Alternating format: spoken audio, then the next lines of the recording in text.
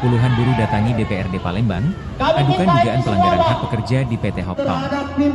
Bertepatan dengan rapat paripurna istimewa Hari Ulang Tahun Kota Palembang, puluhan buruh mendatangi kantor DPRD Kota Palembang untuk menyampaikan aspirasi dan meminta perlindungan atas sejumlah persoalan ketenagakerjaan yang mereka alami di PT Hoptom yang berlokasi di kawasan Keramasan, Palembang.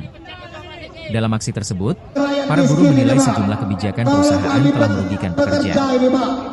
Mereka mengadukan dugaan pemutusan hubungan kerja, PHK, secara sepihak, pembayaran upah lembur yang diduga tidak dilakukan sesuai ketentuan, serta penerapan kontrak kerja yang dianggap tidak berpihak kepada buruh. Sampaikan dengan anggota DPRD Komisi 4. Kebetulan anggota DPRD sekarang lagi ada acara rapat paripurna istimewa Hari Jadi Kota Palembang.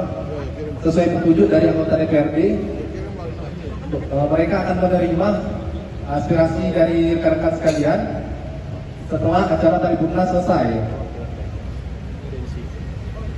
Nanti bisa perwakilan dari rekan-rekan PT Hoptom ini untuk audiensi di ruang rapat di atas, Pak.